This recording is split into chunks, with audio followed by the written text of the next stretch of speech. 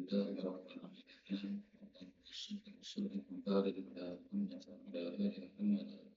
اللهم إنا نسألك علما نافعا ورزقا طيبا وعملا متقبلا ربنا تقبل منا إنك أنت السميع العليم وتب علينا إنك أنت التواب الرحيم اللهم انصر المجاهدين وعلى المستضعفين ودمر أعداء الدين واكشف عليهم آمين يا رب العالمين.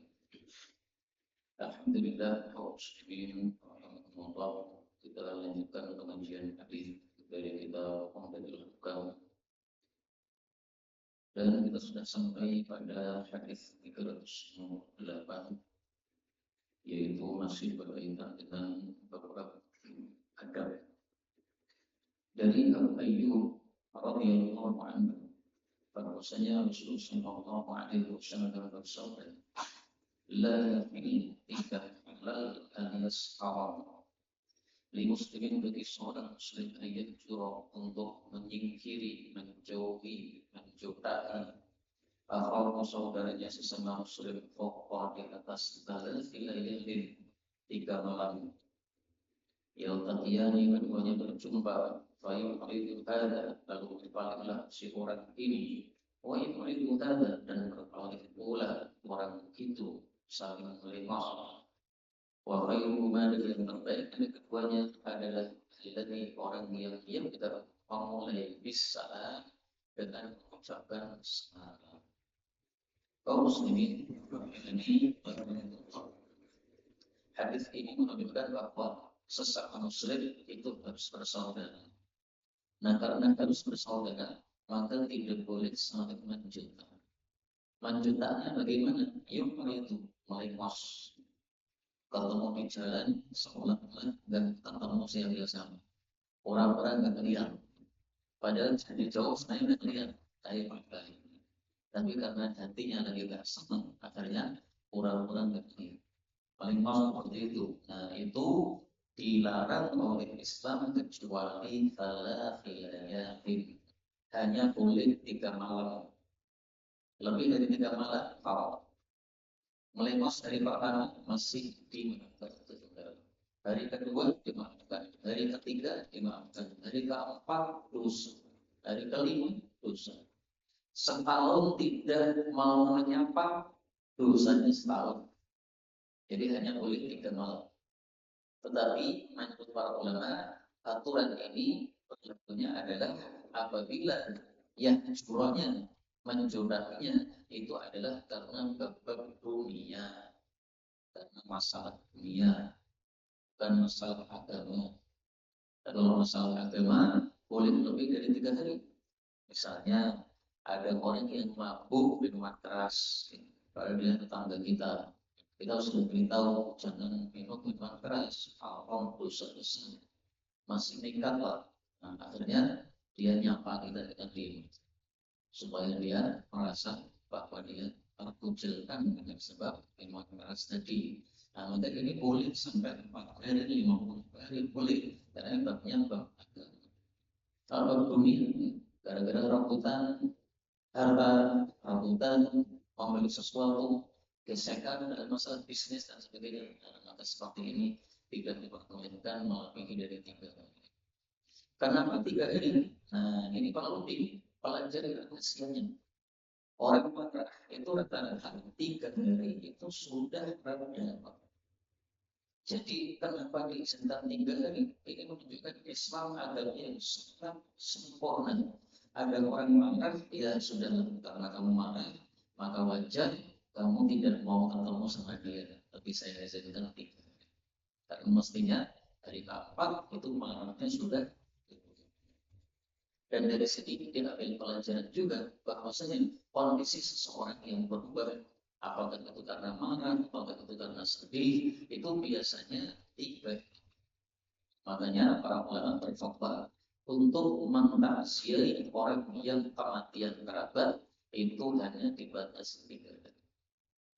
Sebenarnya Rasul tidak pernah melarang takziah tidak boleh lebih dari 3 hari. Tapi para ulama dengan cerdasnya mereka mengatakan takziah hanya 3 hari berdasarkan hadis-hadis yang seperti ini. karena diterima. Kalau ini 3 hari kondisinya berubah karena marah. Kalau yang takziah tadi 3 hari kondisinya berubah karena sedih. Sedihnya orang itu biasanya 3 hari.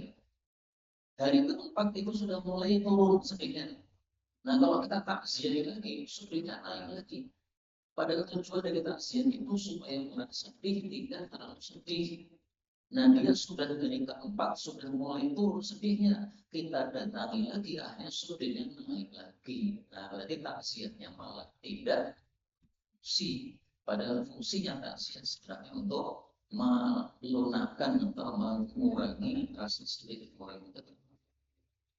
Kemudian kaum muslimin rahimahumullah di sini dikatakan sebaik-baik keduanya adalah yang mau memulai salam. Dari kata-kata salam ini diambil pelajaran bahwa cobaan itu dianggap sudah selesai kalau sudah mau saling salam. Dan ini pendapat mayoritas ulama. Pokoknya sudah ada yang salah dan sudah dijawab. Nah, berarti dianggap cobaannya sudah selesai. Meskipun sudah tidak seperti dulu. Dulu rentang-renteng ke sana kemari. Setelah gesekan itu tidak lagi rentang-renteng. Enggak apa-apa. Yang penting salam jawab. Tapi kalau salam tidak mau jawab, nah ini berarti masih dianggap cobaan, masih berusaha. Tapi menurut Imam Ahmad menyelisih mayoritas ulama. Beliau berpendapat orang yang dulunya rukun, maka setelah dia menyelesaikan cobaan harus rukun seperti dulu. Kalau belum renteng, maka sekarang pun juga harus renteng lagi. Ini pendapat Imam Ahmad.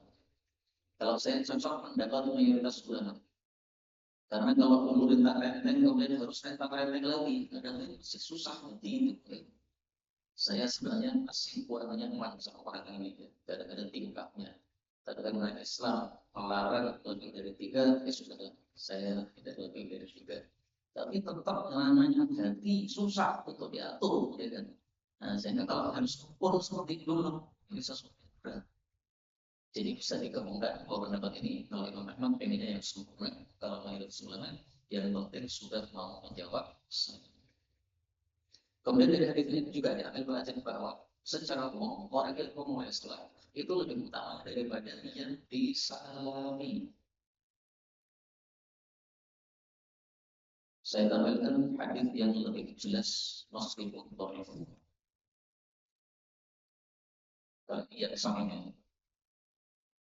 Saya tampilkan yang sama. Inna rajulun sesungguhnya seseorang muslim jika mau bingung apabila melewati suatu kaum fasallam alaihi dia salam kepada mereka fardu alaihi lalu dijawab karena lahu alaihi fardu derajat maka dia mendapatkan derajat lebih tinggi daripada yang disalami tadi biqadirihi dia wassalam karena dia sudah mengingatkan tentang salam kepada mereka. Jadi memulai salam lebih utama daripada disalam. Karena itu kalau bisa kalau kita ketemu tinggal ya memulai salam kepada teman kita. Karena pahala kita lebih besar daripada Allah Subhanahu wa Ta'ala. Sekarang saya cari hadis dhaif. Ada saya lupakan di sini. Nah ini apabila ada 2 orang muslim ketemu lalu salah satunya kepada temannya, maka yang paling dicintai oleh Allah adalah yang paling bagus cariannya wajah kepada saudaranya. Kalau keduanya berjabat tangan, maka Allah turunkan 100 rahmat untuk yang memulai salah mendapatkan 90 rahmat. Untuk yang dijabati salamnya, dijabati tangannya, maka dia hanya mendapatkan 10. Nah, ini hadis seperti ini tolong ya. Nah, ini bicara tentang jabat tangan, bukan tentang salam. Kalau salam itu ucapannya, kalau jabat tangan itu adalah tangan kita sodorkan kepada yang lain. Nah, ada 100 rahmat yang 90 untuk yang memulai jabatan. Yang dijabati hanya dapat 10, tapi derajatnya dhaif. Berikutnya hadis 369 dari Nu'man bin Bashir radhiyallahu anhu dia mengatakan, aku mendengar Rasulullah sallallahu alaihi wasallam bersabda, wa dan menunjukkan Nu'man bi isba'ihi dengan kedua jari telunjuknya ila udhunaihi kepada kedua telinganya. Jadi dia mengatakan saya dengar Rasulullah bersabda sambil menunjuk tadi. Artinya apa?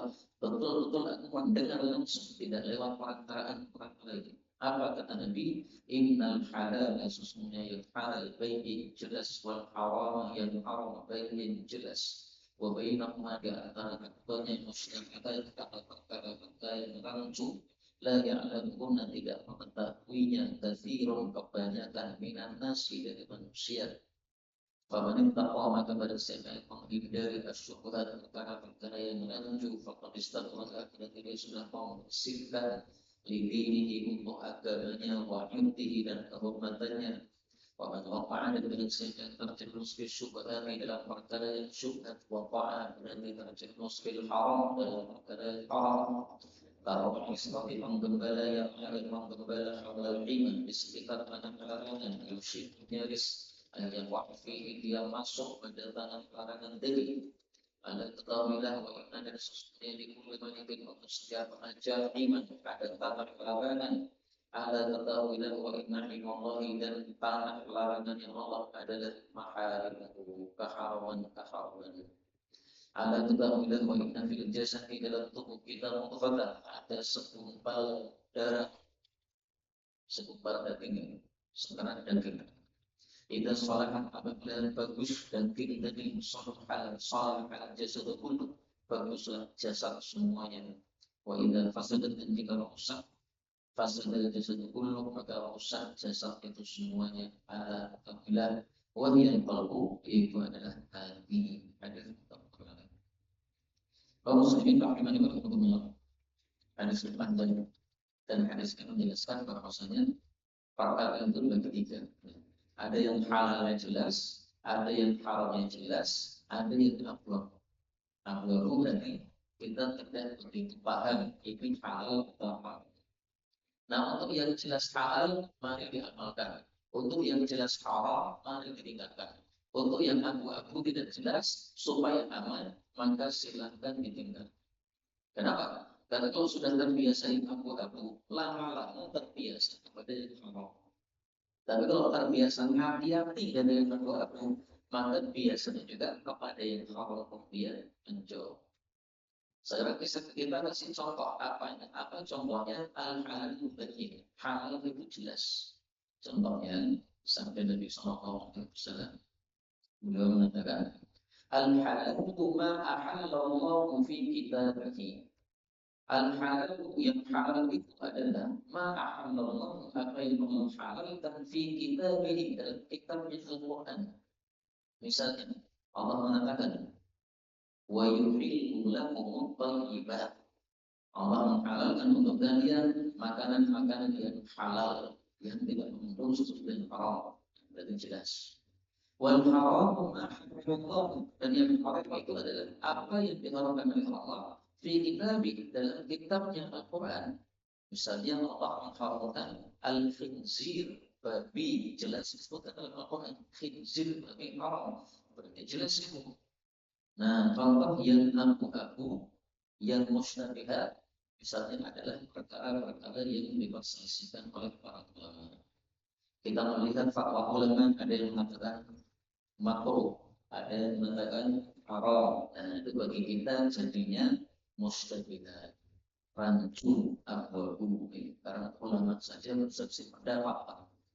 Contoh yang paling gampang rokok. Ada ulama yang mengatakan haram, tapi juga ada ulama yang mengatakan makruh. Banyak kiai-kiai sampai ajar sampai rokok dan lain-lain. Nah, jadi menurut beliau tidak haram. Tapi ada juga kiai yang keras, melihat temannya merokok, diambil rokoknya, taruh di bawah, tidak itu.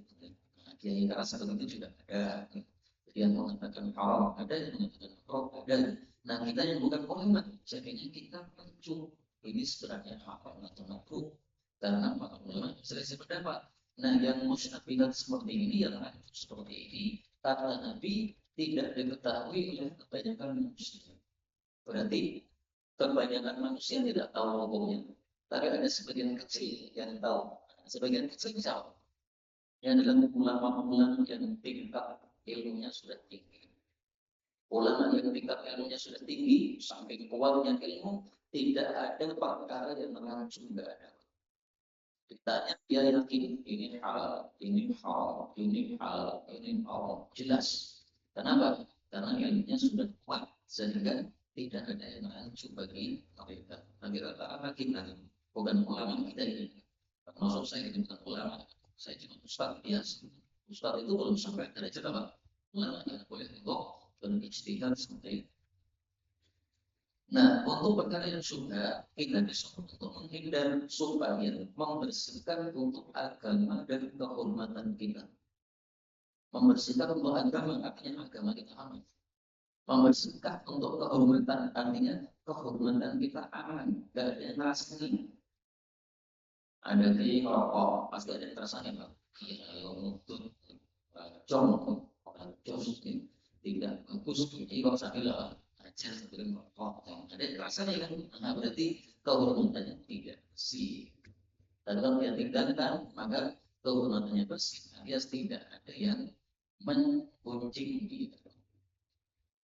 Apa yang dimaksud? Siapa yang terjerumus dalam syubhat berarti terjerumus dalam yang haram. Apa maksudnya? Ada dua tafsir. Tafsir pertama, kalau orang melakukan perkara yang syubhat itu karena terbiasa meremehkan masalah, akhirnya dia melakukan yang haram. Biasa melakukan syubhat, akhirnya yang diambil. Ada uang titipan orang, akhirnya dikorupsi. Kenapa? Karena sudah terbiasa dengan syubhat. Akhirnya terhadap yang haram pun berani. Jadi kan semacam tiga tingkatan: halal, ke atas lagi makruh, ke atas lagi haram. Atau dalam bab ini halal, syubhat, Allah. Nah, kalau dia maunya yang halal, tidak mau yang syubhat, berarti kepada yang haram jauh. Kan masih ada benteng gitu.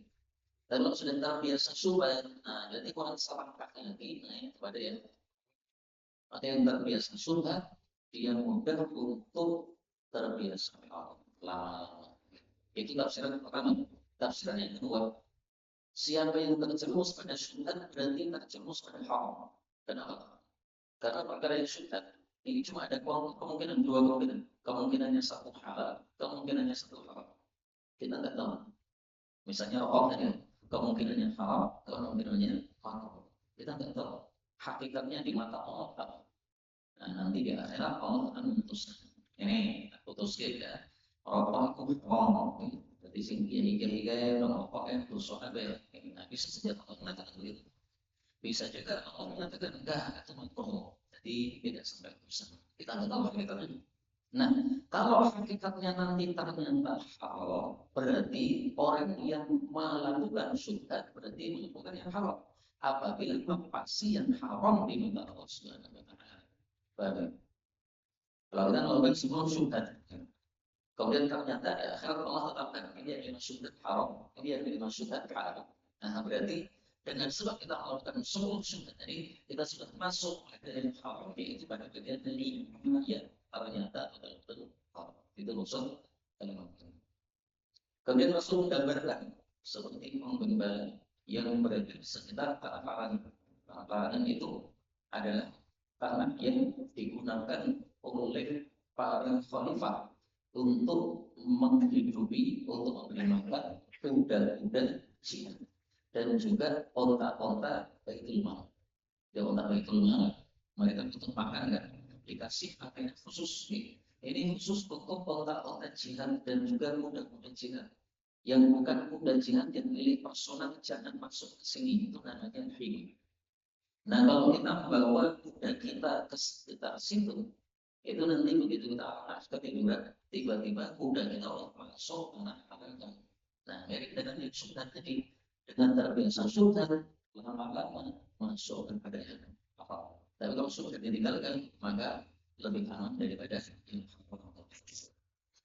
Karena itu kalau ada sesuatu yang meragukan, itu paling bagus ditinggalkan, Pak.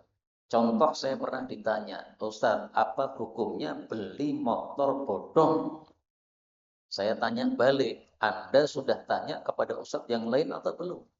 Kata dia, sudah. Siapa? Ustaz Rosyid Ba'asyir, putranya Ustaz Abu Bakar Ba'asyir. Jawabannya apa? Jawabannya kata beliau, kalau kamu ragu-ragu kamu tinggalkan. Nah, saya jawab, jawaban saya sama. Anda ragu-ragu kan? Gak usah. Jadi nggak usah beli motor bodong. Kenapa? Hatimu ragu-ragu kok tak tuku. Belilah yang tidak ragu-ragu. Kalau kamu yakin ini halal, beli. Tapi kalau tidak yakin, nggak usah dibeli. Wah, nah, menggiurkan sekali itu. Nmax gede, tapi murah. Nah, murah tapi kan ragu-ragu, Pak. Nggak bagus. Lebih baik kita naik motor kecil, tidak begitu bagus, yang penting yakin 100% halal. Daripada naik motor yang bagus, mewah, kelihatan perlente, tapi hatinya sebenarnya ragu-ragu, nggak yakin halalnya. Jadi malah nggak nyaman hidupnya juga nggak nyaman nanti di akhiratnya nanti. Nah itu contoh yang paling gampang. Kemudian di sini Nabi katakan, Allah itu juga punya tanah larangan, yaitu berupa keharaman. Nah, berarti jangan mendekati keharaman. Caranya jangan mendekati keharaman bagaimana? Jangan melakukan syubhat.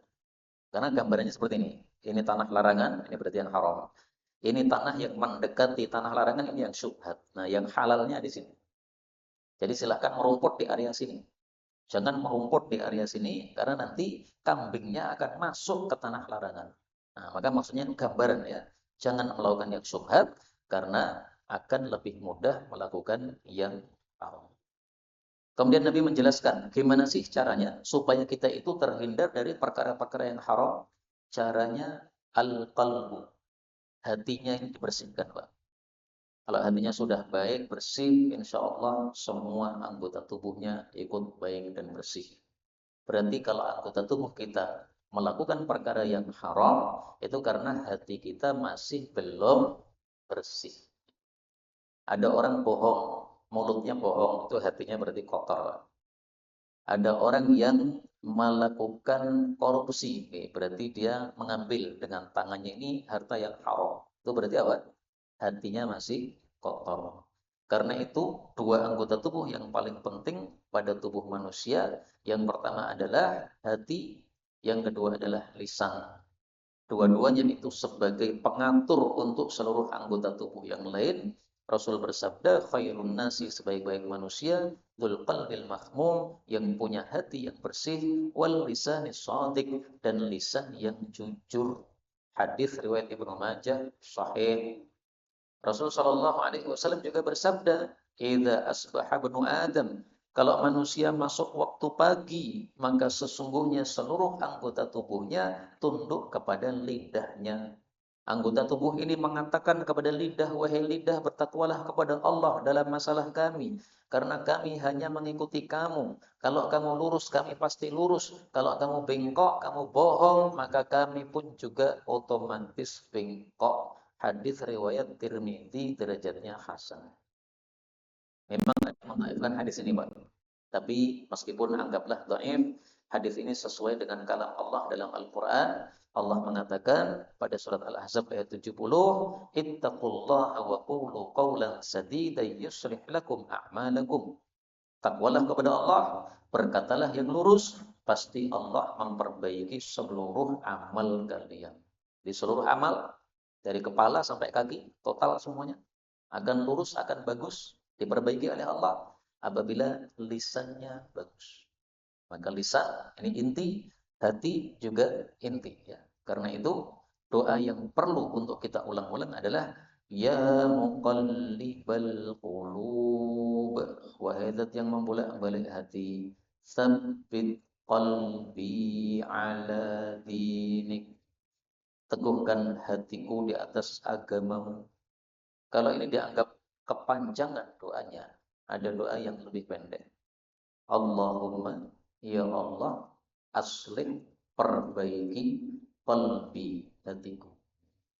Yang pertama ini, ya muqallibal qulub, doanya Nabi sallallahu alaihi wasallam.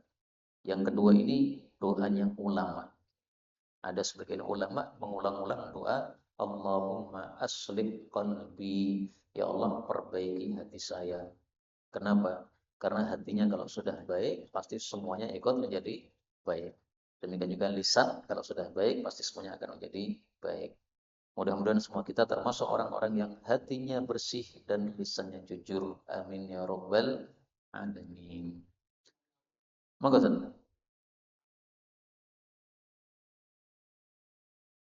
Apa itu? Syubhat.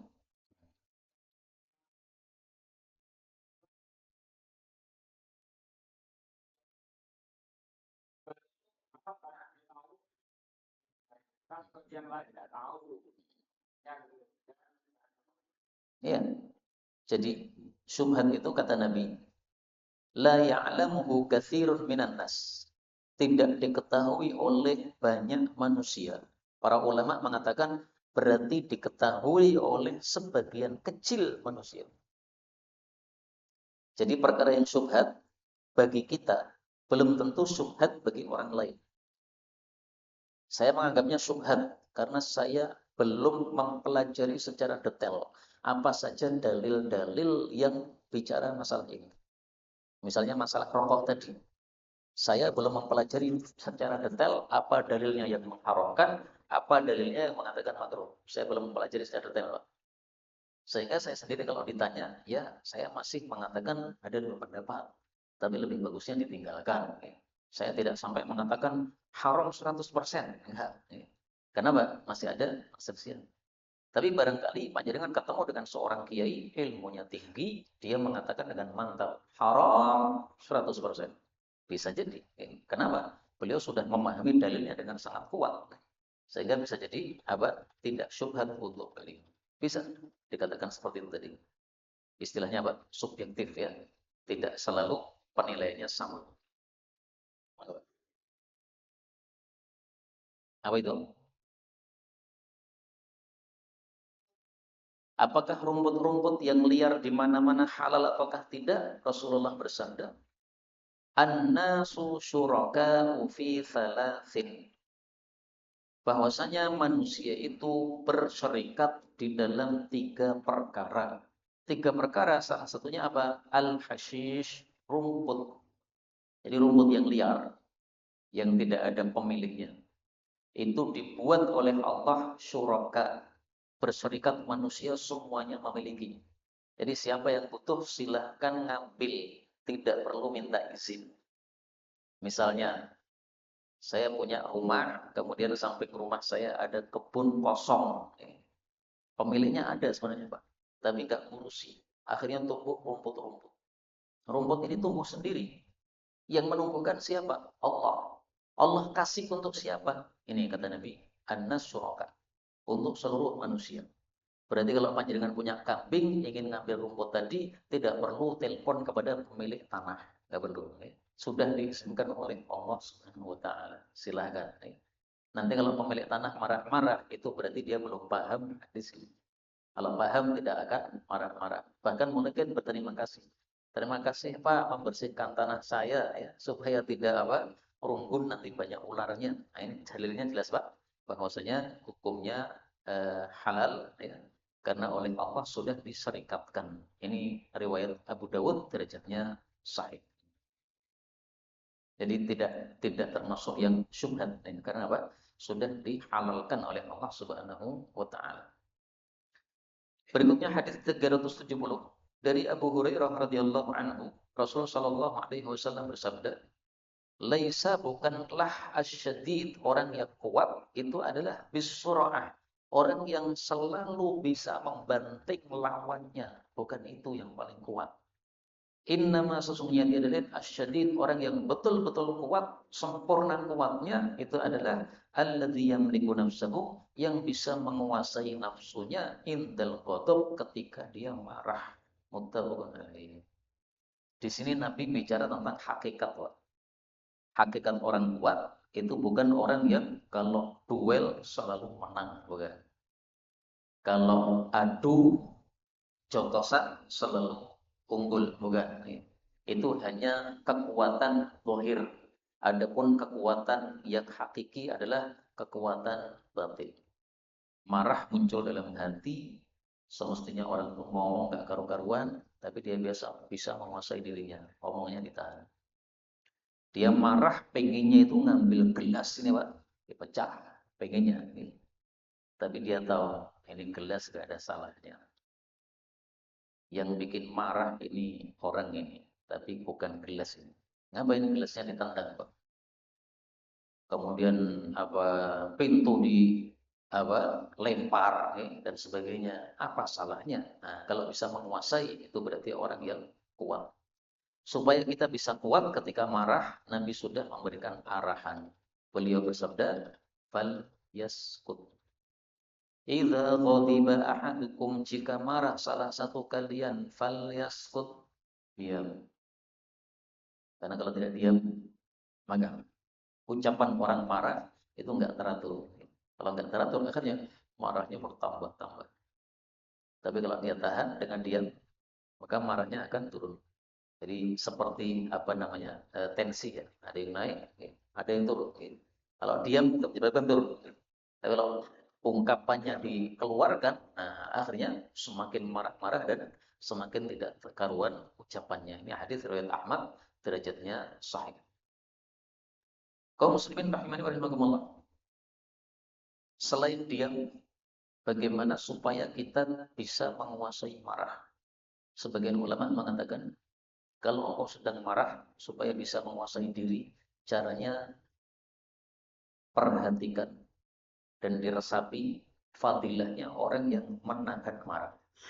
Kalau sudah meresapi, insya Allah akan bisa menahan marah dengan lebih gampang. Apa fadilahnya?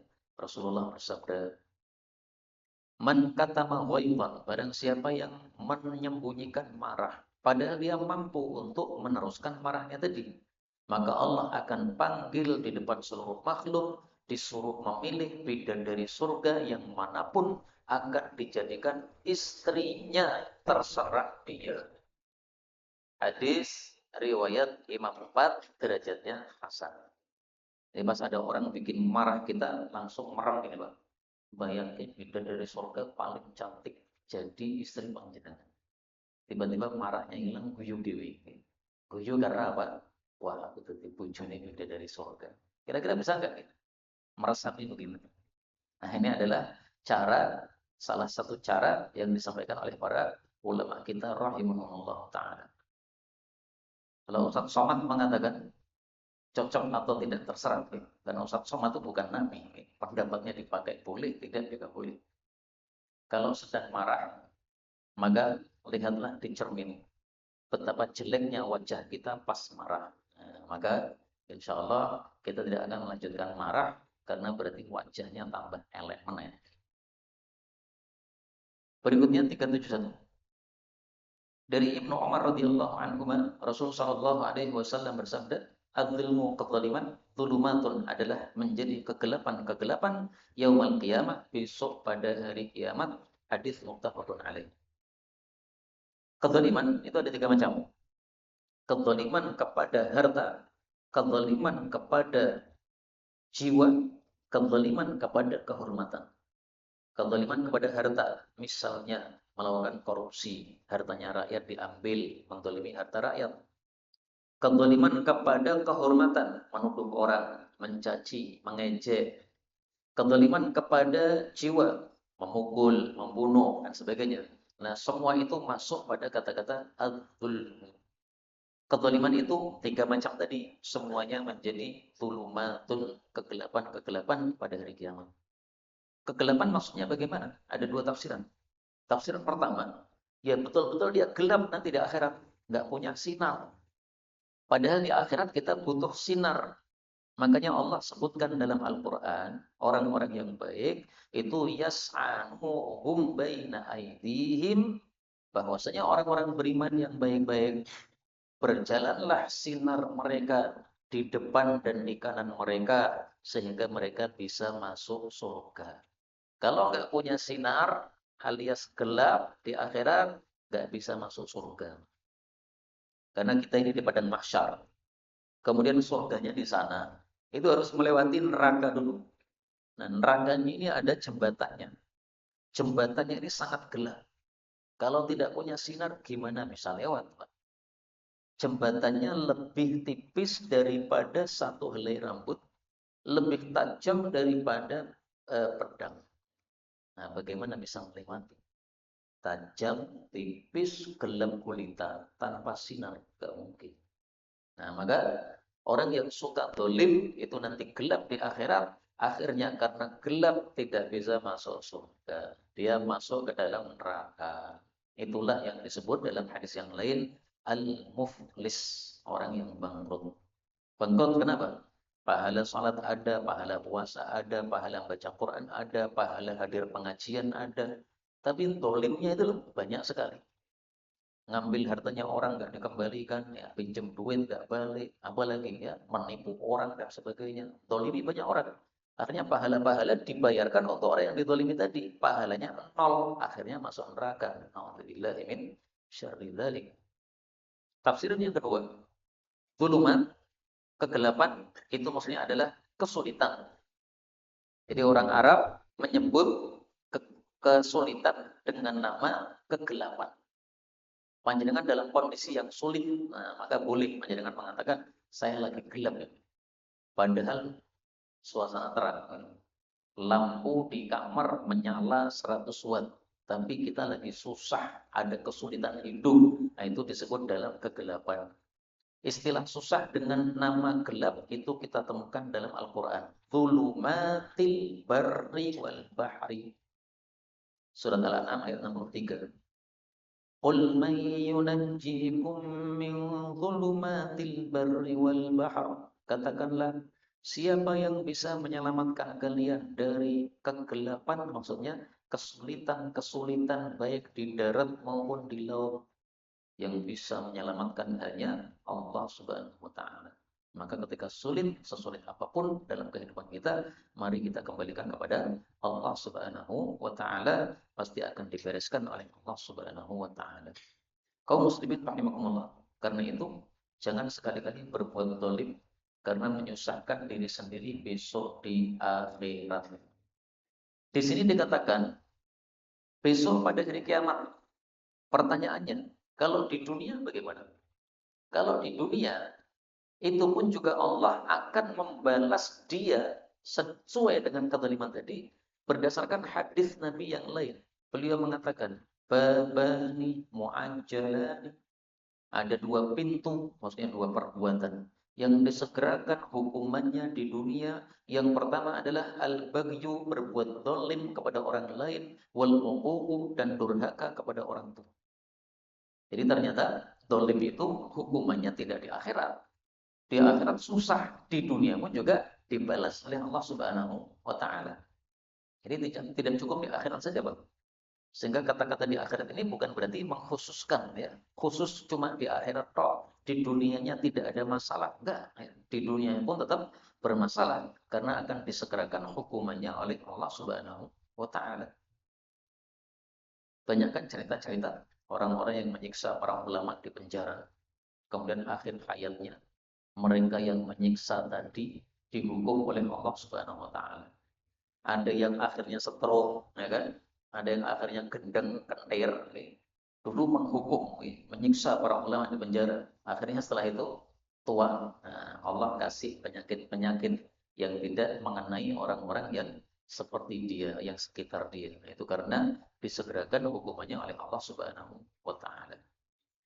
Inilah kaum muslimin rahimani wa rahimakumullah, beberapa adab yang kita pelajari dari hadis-hadis Nabi. Saya ulang secara cepat. Yang pertama adalah mari kita tidak mencela sesama muslim karena adabnya muslim itu saling bersaudara. Yang kedua, mari kita menghindari yang syubhat-syubhat. Yang ketiga, mari kita menahan marah. Itulah adabnya seorang muslim. Yang keempat, jangan berbuat zalim. Itulah adab seorang muslim. Wallahu a'lam bishawab. Walhamdulillahi rabbil alamin.